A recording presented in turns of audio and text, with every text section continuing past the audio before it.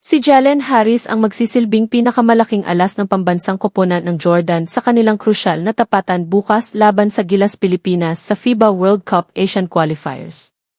Pinili bilang ika-59 overall pick ng Toronto Raptors noong 2020. Napatunayan agad ng 6'5" shooting guard ang kanyang kalibre sa NBA matapos magtala ng kahanga-hangang career high na 31 points laban sa Dallas Mavericks noong May 14, 2021.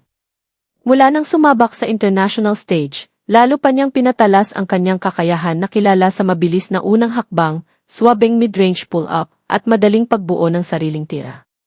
Galing sa isang matinding labanan sa William Jones Cup sa Taipei, si Harris ang kasalukuyang nangunguna sa buong Asian Qualifiers taglay ang hindi mapigilang 27 points kada laro.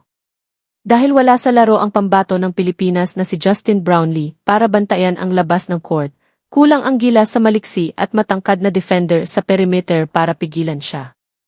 Swak ang estilo ni Harris para kalasin ang estratehiyang triple towers ng Pilipinas. Ang kanyang banta sa labas ay mapipilitang magpalabas kina 7'3" Kai Sotto at Junmar Fajardo mula sa kanilang paboritong drop coverage sa loob, na magbibigay daan sa mataas na screen and roll offense ng Jordan para patahimikin ang nag-aalab na mga manonood sa Maynila. Ang darating na tapatan sa FIBA World Cup Asian Qualifiers sa pagitan ng Gilas Pilipinas at Jordan ay magtatampok sa isang matinding salpukan sa court sa pagbangga ng bagong buong Triple Towers ng Pilipinas laban sa pisikal na depensa sa loob ng koponan ng Jordan. Sa kauna-unahang pagkakataon sa ilalim ng pamumuno ni head coach Tim Cone, isasabak ng Gilas ang dambuhalang trio ni na 7'3" Kai Sotto, 6'11" AJ Edu, at ang veteranong si 6'10" Junmar Fajardo, upang solido at siguraduhin ang depensa sa shaded area at ipagtanggol ang kanilang home court. Dahil hindi makakapaglaro ang naturalized star na si Justin Brownlee dahil sa injury, ang dambuhalang frontline na ito ang papasan sa mabigat na estratehiya upang pigilan ang nag-aalab na opensa sa labas ng Jordan.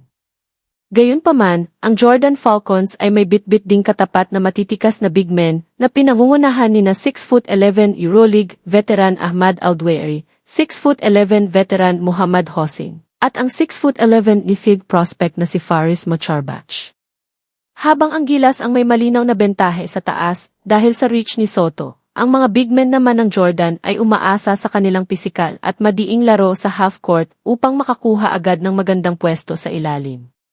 Ang madiskarteng tapatan na ito ng magkaibang taktika, ang haba at bilis sa recovery ng mga toreng Pilipino laban sa disiplinado at subok sa international na pisikala ng pader ng Jordan, ang siyang magpapasya kung sino ang magdodomina sa rebounds at kukuha ng napakahalagang panalo sa Mall of Asia Arena.